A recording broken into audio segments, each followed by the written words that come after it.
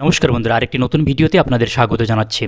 আবাস যোজনায় আপনারা এখনও আবেদন যদি না করে থাকেন বা যারা আবেদন করেছেন আপনাদের যদি ফিল্ড ভেরিফিকেশন হয়ে থাকে বা আপনাদের নাম যদি লিস্টে না থাকে, তাহলে এই ভিডিওটিতে আমি আপনাদের 4-5টি উপায় বলে দেব আপনারা এখনও কি উপায়ে আবেদন জানাতে পারবেন প্রধানমন্ত্রী আবাস যোজনার ঘরের জন্য। আপনাদের যদি কাঁচা বাড়ি থাকে তাহলে অবশ্যই আপনারা যদি ঘর পাওয়ার উপযুক্ত হয়ে থাকেন তাহলে এই ভিডিওটি কিন্তু মিস করবেন না। আগের একটি ভিডিওতে আমি দেখিয়েছি যে আবাস যোজনায় আবেদন করার সময়সীমা 15ই আগস্ট পর্যন্ত বাড়ানো হয়েছে। তো সেই যে নোটিশটা এই যে আপনারা দেখতে পাচ্ছেন, এই নোটিশ পঞ্চায়েত এবং গ্রাম উন্নয়ন দপ্তর থেকে প্রত্যেকটি বিডিওকে পাঠানো হয়েছে এবং এই নোটিশেই স্পষ্ট উল্লেখ রয়েছে টাইমলাইন, যেটা এই যে 10 তারিখ পর্যন্ত সব সার্ভের কাজ করতে হবে এবং 11 থেকে 15 যারা মক আপ এক্সারসাইজ হবে, যারা বাদ যাবে তাদেরকে পুনরায় ভেরিফিকেশন করতে হবে, যাচাই করতে হবে যে কী কারণে তারা বাদ গেল। এটাই হবে মপ আপ 11 থেকে 15 তারিখ। তো এই যে নোটিশটা যেটা দেওয়া হয়েছে এখানে অ্যাকশন রিকোয়ার্ড, এই যে দেখতে পাচ্ছেন অ্যাকশন রিকোয়ার্ড, এখানে কি কি করতে বলা হয়েছে, বিডিও এসডিওদের পঞ্চায়েত এবং গ্রাম উন্নয়ন দপ্তর থেকে কি নির্দেশ পাঠানো হয়েছে আমরা সংক্ষিপ্তভাবে এই ভিডিওটিতে জেনে নেব।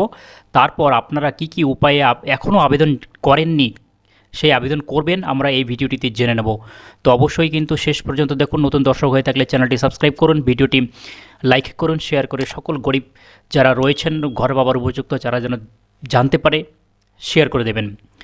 এখানে 10 তারিখ পর্যন্ত আপনারা এই তারিখের মধ্যে মাঠ পর্যায়ের প্রাথমিক অ্যাসিস্ট্যান্ট সার্ভে সম্পূর্ণ করার নির্দেশ দেওয়া হয়েছে। আপনারা 10 তারিখের মধ্যেই এই কারণে আবেদন সম্পূর্ণ করবেন যদি আবেদন না করে থাকেন। এবং 11 থেকে 15 তারিখ যেটা হবে সেটা হচ্ছে এই সময়সীমার মধ্যে মপ আপ হবে। যারা বাদ পড়বে তাদের পুনরায় পরীক্ষা করার কাজ চালানো হবে 11 থেকে 15 আগস্ট। মূল লক্ষ্য হচ্ছে যোগ্য কেউ যেন বাদ না পড়ে। Ensure that no eligible household is left out of the survey. এবারে জনপ্রতিনিধিদের অংশগ্রহণে এখানে করতে বলা হয়েছে বিধায়ক এবং সাংসদদের উৎসাহিত করতে হবে। তারা যোগ্য পরিবারের তালিকা বা অভিযোগ থাকলে বিডিও এসডিওতে জমা দেন। তো আপনারা কি করে সেই বিধায়ক, আপনার এলাকার বিধায়কদের বা সাংসদদের অ্যাপ্লিকেশন করবেন সেই অ্যাপ্লিকেশন আমি ভিডিওটিতে দেখিয়ে দেব। শেষের দিকে আপনি কি করে করবেন সেই ফরম্যাট পেয়ে যাবেন। এরপর বিভিন্ন পোর্টালে অভিযোগের নিষ্পত্তি, বিভিন্নভাবে মানুষ যে অভিযোগ জানাচ্ছে, যেমন আপনার সরকার আপনার পাশে এই যে পোর্টাল রয়েছে সেখানে অনেকেই ফোন করছে, মেইল করছে। আপনারা যদি ফোন বা মেইল না করে থাকেন তাহলে সেই নাম্বারটি আমি আপনাদের ভিডিও শেষে দেখিয়ে দিচ্ছি। এরপর সিপিজিআরএমএসেও আপনারা কমপ্লেন করতে পারবেন। এটা কেন্দ্রীয় সরকারের অভিযোগ জানানোর পোর্টাল, আবেদন জানানোর জন্য নয়, অভিযোগ জানানোর জন্য সিপিজিআরএমএস। এছাড়াও স্থানীয় অফিস অর্থাৎ পঞ্চায়েত বা বিডিও অফিসে যারা অভিযোগ করেছিল বা আবেদন করার জন্য বলেছিল, ইমেল করেছিল, হোয়াটসঅ্যাপের মাধ্যমে আসা সমস্ত যে অভিযোগ সেটা মাঠ পর্যায়ে সঠিক ভেরিফিকেশন করতে হবে। এই সব ক্ষেত্রগুলোতে যারা অভিযোগ করেছে তাদের মাঠে, তাদের বাড়িতে গিয়ে ভেরিফিকেশন করতে হবে। এইরকম নির্দেশ কিন্তু দেওয়া হয়েছে পঞ্চায়েত এবং গ্রাম উন্নয়ন দপ্তর থেকে প্রত্যেকটি বিডিও এবং এসডিওকে। এরপর গ্রাম পঞ্চায়েতের পঞ্চায়েত ভিত্তিক নজরদারি, অর্থাৎ প্রতিটি গ্রাম পঞ্চায়েতে সমীক্ষাকারীদের প্রতিদিনের বাড়ি পরিদর্শনের সংখ্যা এবং মোট বরাদ্দের অনুপাত জেলা স্তরের আধিকারিকদের ব্যক্তিগতভাবে তদারকি করতে হবে। নিশ্চিত করতে হবে যেন সব এলাকায় সব উপভোক্তা চিহ্নিত হন, কেউ যেন বাদ না পড়ে। সমীক্ষকদের সর্বোচ্চ ব্যবহার, বেশি সংখ্যায় সমীক্ষক নিযুক্ত করতে বলা হয়েছে। বিডিও এসডিও জেলা আধিকারিকদের নির্দেশ যে যারা জমা দিয়েছেন, বিভিন্ন ব্লক উন্নয়ন আধিকারিকদের নির্দেশ দেওয়া হয়েছে যেন তারা সমীক্ষকদের জমা দেওয়া ডেটা নজরদারিতে রাখেন এবং প্রয়োজনে ফিল্ড ভিজিট বা মাঠ পরিদর্শনে যান। এরপর যে ড্রাফট বা পার্মানেন্ট ওয়েট লিস্ট পিডব্লিউ বা খসড়া যে অপেক্ষমান তালিকা চূড়ান্ত করার আগে এসওপি ফ্রেমওয়ার্ক মেনে চলতে হবে। এজন্য দিশা কমিটি এবং বিধায়কদের সভাপতিত্বে থাকা ব্লক স্তরের কমিটিকে সক্রিয়ভাবে যুক্ত করতে হবে যাতে একটিও যোগ্য নাম বাদ না পড়ে। সাংসদদের বেশিরভাগ সময় পাওয়া যায় না, কিন্তু বিধায়কদের পাওয়া যায়। তো আপনারা যদি বিধায়কদের কাছে অ্যাপ্লিকেশন করতে চান বা এই যে আপনার সরকার আপনার পাশেতে যদি এখনও অভিযোগ না জানিয়ে থাকেন তাহলে কিভাবে করবেন আমি দেখিয়ে দিচ্ছি আপনাদের। বা সেখানে মেইল কিভাবে করবেন, ফোন কিভাবে করবেন।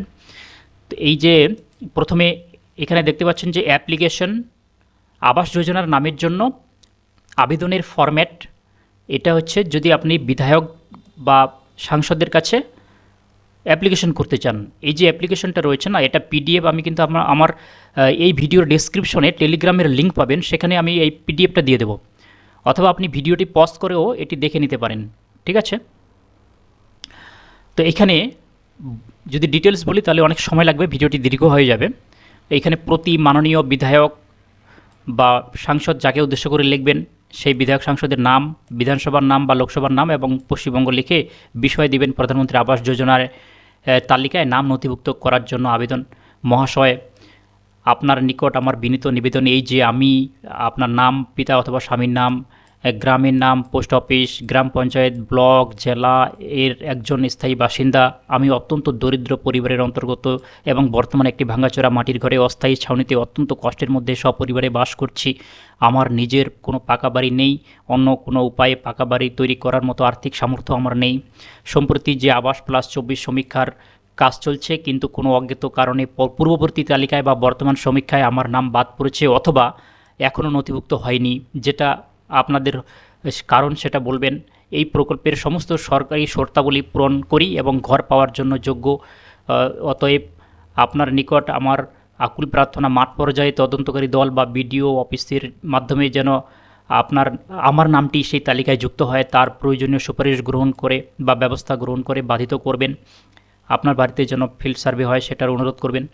ধন্যবাদ আনতে এখানে আপনার স্বাক্ষর, মোবাইল নাম্বার দেবেন, তারিখ। এবারে আবেদনের সাথে সাথে এই সব ডকুমেন্টগুলো দেবেন: আধার, ভোটার, রেশন, 100 দিনের জব কার্ড, কাঁচা বাড়ির যদি একটা ছবি, ব্যাংক পাসবইয়ের পাতা। এখানে আবেদনপত্র পূরণ করে এলাকার বিধায়কদের কাছে গিয়ে জমা দিবেন। বিধায়ক এবং সাংসদ সেই চিঠির উপর যদি স্বাক্ষর বা সিল দিয়ে দিলে সেটি সরাসরি বিডিও অফিসে গিয়ে জমা দিলে তা কাজ তাড়াতাড়ি হবে। তাহলে বিডিও সেটাকে গুরুত্ব দেবেন। এবারে বিডিও অফিসে কিন্তু দুটো কপি নিয়ে যাবেন, একটা জমা দেবেন আর একটা রিসিপ্ট কপি নেবেন, সেটাতেও স্ট্যাম্প মেরে নেবেন, তাহলে সেটা আপনার প্রুফ হিসেবে থাকবে। এবং পঞ্চায়েত বা প্রধানের সাথেও যোগাযোগ রাখবেন, কারণ গ্রামসভার অনুমতি প্রয়োজন হয় ঘর যখন দেবে। তো এরপর যদি আপনারা সরাসরি যোগাযোগ করতে চান, অফিসিয়াল যে নাম্বার, আপনার সরকার আপনার পাশে, নতুন মুখ্যমন্ত্রী শুভেন্দু অধিকারী তিনি এই পোর্টাল লঞ্চ করেছেন।